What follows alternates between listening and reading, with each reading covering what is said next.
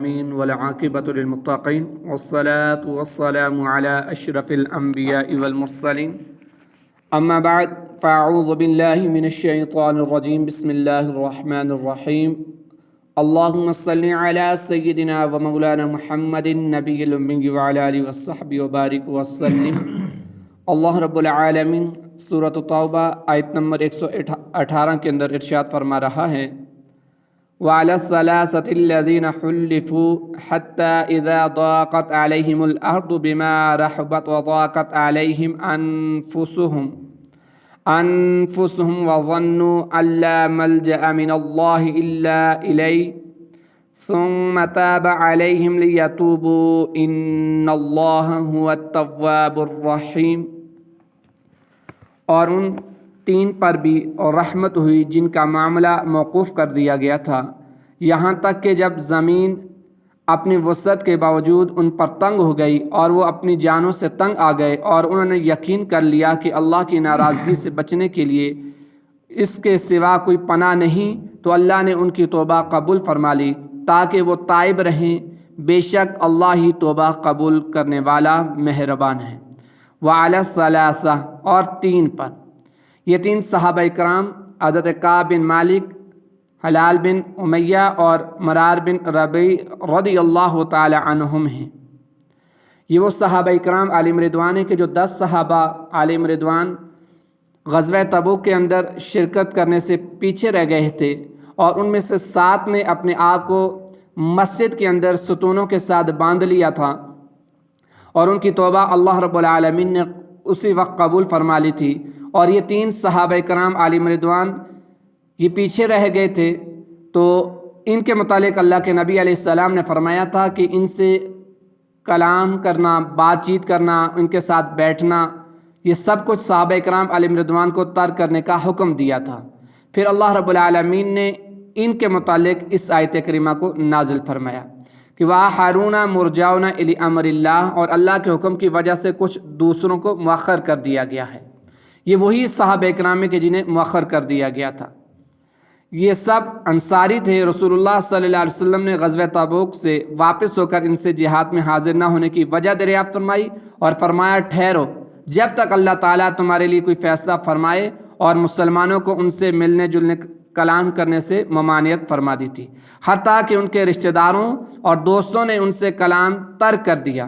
یہاں تک کہ ایسا معلوم ہوتا تھا کہ ان کو کوئی پہچانتا ہی نہیں، اور ان کی کسی نے سنائی نہ کی۔ اس حال پر انہیں 50 روز گزرے، یہاں تک کہ جب زمین اپنی وسعت کے باوجود ان پر تنگ ہو گئی اور انہیں کوئی ایسی جگہ نہ مل سکی جہاں ایک لمحے کے لیے انہیں قرار ہوتا۔ ہر وقت پریشانی اور رنج و غم، بے چینی اور اضطراب میں مبتلا تھے، اور وہ رنج و غم کی شدت کی وجہ سے اپنی جانوں سے تنگ آ گئے تھے۔ نہ کوئی انیس جس سے بات کریں، نہ کوئی غمخوار جس سے حال دل سنائیں، وحشت اور تنہائی اور شب و روز کی گریہ وزاری۔ انہوں نے یقین کر لیا کہ اللہ تعالیٰ کی ناراضگی سے بچنے کے لیے اس کے سوا کوئی پناہ نہیں، تو اللہ تعالیٰ نے ان پر رحم فرمایا اور ان کی توبہ قبول فرما لی تاکہ آئندہ توبہ کرنے والے ہی رہیں۔ یا ایھا الذین آمنوا اتقوا اللہ وکونوا مع الصادقین، اے ایمان والو اللہ سے ڈرو اور سچوں کے ساتھ ہو جاؤ۔ وکونوا مع الصادقین، اور سچوں کے ساتھ ہو جاؤ، یعنی ان لوگوں کے ساتھ ہو جاؤ جو ایمان میں سچے ہیں، مخلص ہیں، رسول کریم صلی اللہ علیہ وسلم کی اخلاص کے ساتھ تصدیق کرتے ہیں۔ حضرت سعید بن جبیر رضی اللہ تعالی عنہ کا قول ہے کہ صادقین سے حضرت ابو بکر صدیق و حضرت عمر رضی اللہ تعالی عنہما مراد ہیں۔ ابن جریح کہتے ہیں کہ اس سے مراد مہاجرین ہیں۔ حضرت عبداللہ بن عباس رضی اللہ تعالی عنہما نے فرمایا کہ اس سے وہ لوگ مراد ہیں جن کی نیتیں سچی رہیں، ان کے دل اور اعمال سیدھے رہے، اور وہ اخلاص کے ساتھ غزوہ تبوک میں حاضر ہوئے۔ اس آیت کریمہ میں اللہ رب العالمین نے سچوں کے ساتھ ہونے کا حکم ارشاد فرمایا۔ حضرت عبداللہ بن مسعود رضی اللہ تعالی عنہ سے روایت ہے کہ رسول کریم صلی اللہ علیہ وسلم نے ارشاد فرمایا، بے شک سچائی بلائی کی طرف ہدایت دیتی ہے، اور بلائی جنت کی طرف لے جاتی ہے، اور آدمی برابر سچ بولتا رہتا ہے، یہاں تک کہ وہ صدیق ہو جاتا ہے، اور جھوٹ بدکاریوں کی طرف لے جاتا ہے اور بدکاریاں جہنم میں پہنچاتی ہیں، اور آدمی برابر جھوٹ بولتا رہتا ہے یہاں تک کہ وہ اللہ تعالیٰ کے نزدیک کذاب لکھ دیا جاتا ہے، یعنی جھوٹا لکھ دیا جاتا ہے۔ اور حضرت سمرہ بن جندب رضی اللہ تعالیٰ عنہ سے روایت ہے کہ اللہ کے نبی نے ارشاد فرمایا، میں نے دیکھا کہ دو شخص میرے پاس آ کر کہنے لگے کہ جس شخص کو آپ نے شب معراج دیکھا اس کے جبڑے چیرے جا رہے ہیں، وہ بہت جھوٹا آدمی ہے، ایسی بے پرکی اڑاتا تھا کہ اس کا جھوٹ اطراف عالم میں پھیل جاتا تھا، پس قیامت تک اس کے ساتھ یہی کیا جاتا رہے گا۔ یعنی جو شخص جھوٹ بولتا ہے اس کی یہ سزا ہے کہ اس کے جبڑوں کو چیرا جاتا ہے، اس کے منہ کو چیرا جاتا ہے، اور اللہ کے نبی کیا فرماتے ہیں کہ قیامت تک اس کے ساتھ یہی معاملہ کیا جاتا رہے گا۔ اللہ تعالی ہمیں سچ بولنے اور جھوٹ سے بچنے کی توفیق عطا فرمائے۔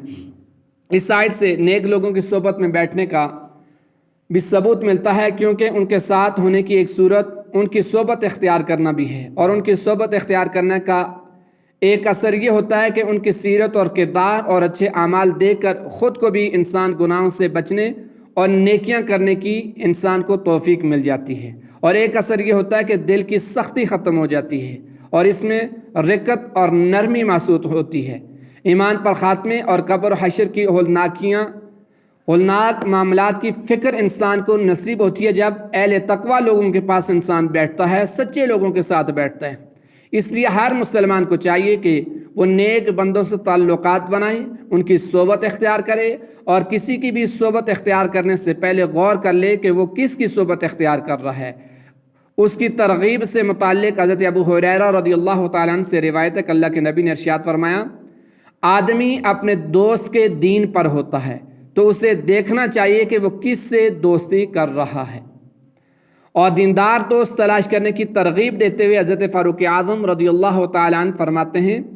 سچے دوست تلاش کرو اور ان کی پناہ میں زندگی گزارو، کیونکہ وہ خوشی کی حالت میں زینت اور آزمائش کے وقت سامان ہیں،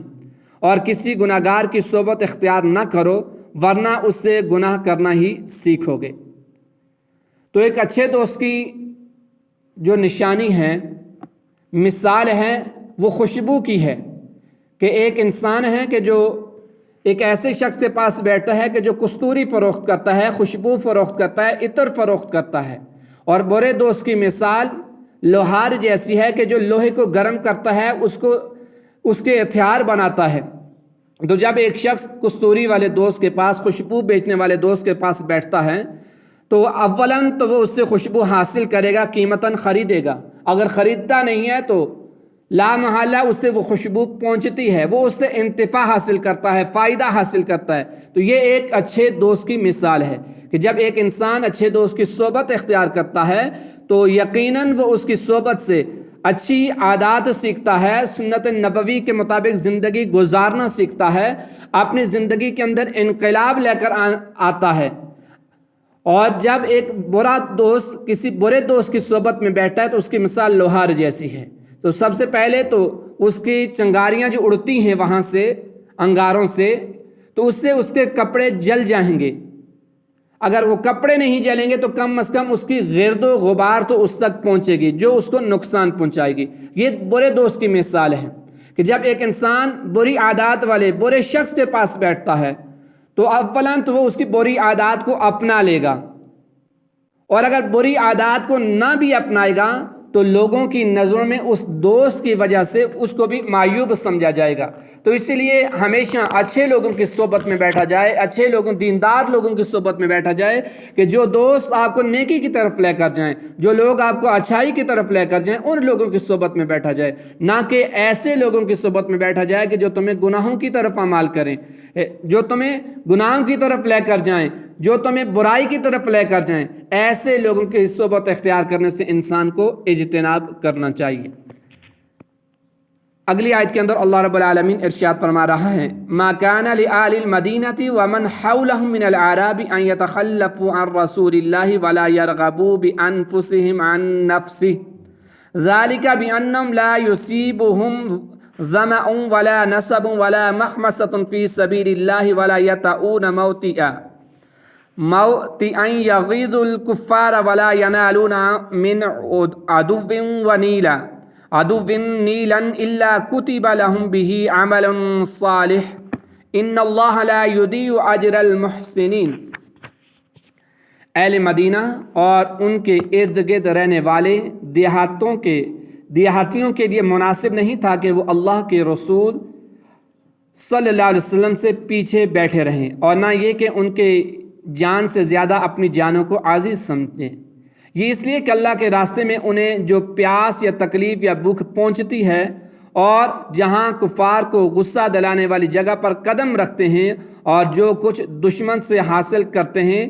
उस सब के बदले उनके लिए नेक अमल लिखा जाता है। बेशक अल्लाह नेकी करने वालों के अजर को ज़ाया नहीं फरमाता। मा काना लि अहलिल मदीना,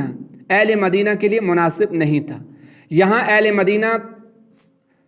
से मदीना तैयबा में सुकूनत रखने वाले मुराद हैं, ख्वाह वो महाजरीन हो या अंसार और अराब यानी अराबी कुर्ब जवार के तमाम देहाती मुराद हैं। आयत का माना यह है कि जब रसूलुल्लाह सल्लल्लाहु अलैहि वसल्लम बज़ात खुद जिहाद के लिए तशरीफ़ ले जाएं तो अहले मदीना और उनके इर्द गिर्द रहने वाले देहातों में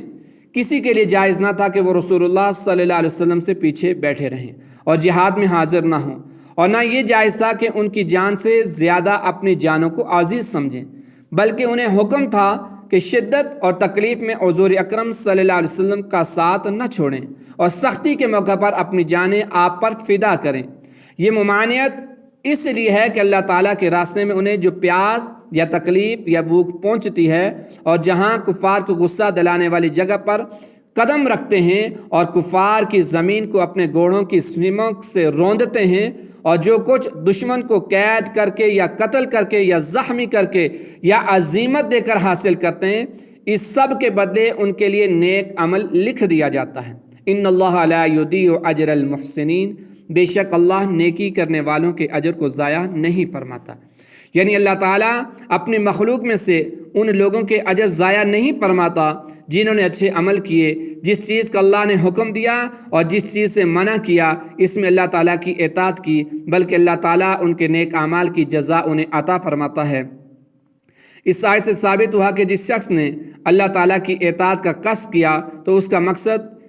उस मकसद के लिए उसका उठना बैठना चलना हरकत करना सब नेकियां हैं, वो अल्लाह ताला के यहाँ लिखी जाती हैं। और जिसने अल्लाह ताला की नाफरमानी का इरादा किया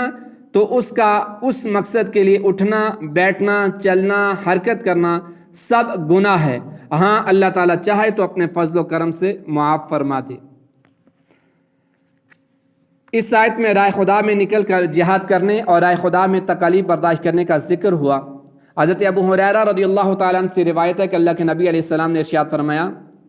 अल्लाह ताला अपनी राह में निकलने वालों को ज़मानत देता है कि जिस बंदे को सिर्फ मेरी राह में जज्बा ही जिहाद, ईमान और मेरे रसूलों की तस्दीक करने ने घर से निकाला है तो अब वो मेरी किफ़ालत में है, मैं उसे जन्नत में दाखिल करूं या उसे सवाब और गनीमत अता फरमाने के बाद उसे वापस उसके घर तक पहुंचाऊं। और एक और हदीस है कि अल्लाह के नबी ने फरमाया, राय खुदा में ज़ख्मी होने वाला क़यामत के दिन आएगा तो उसके ज़ख्मों से सुर्ख खून बह रहा होगा और उसकी खुशबू मुश्क जैसी होगी। और हज़रत अबू दरदा रज़ियल्लाहु ताला अन्हु से रिवायत है कि अल्लाह के नबी अलैहिस्सलाम ने फरमाया, जिससे राय खुदा में एक ज़ख्म लगेगा उस पर शुहदा की मोहर लग जाएगी, जो क़यामत के दिन उसके लिए नूर होगी, उसका रंग ज़ाफ़रान की तरह और खुशबू मुश्क की तरह होगी। उसे उस मोहर की वजह से अव्वलीन व आखिरीन पहचान लेंगे और कहेंगे फ़लाँ पर शहीदों की मोहर लगी हुई है। अल्लाह रब्बुल आलमीन हमें अपनी राह में जिहाद करने की तौफ़ीक़ अता फ़रमाए और मुसलमानों के अंदर जज्बा जिहाद को बेदारी अता फ़रमाए। वमा अलैया इल्लल बलाग।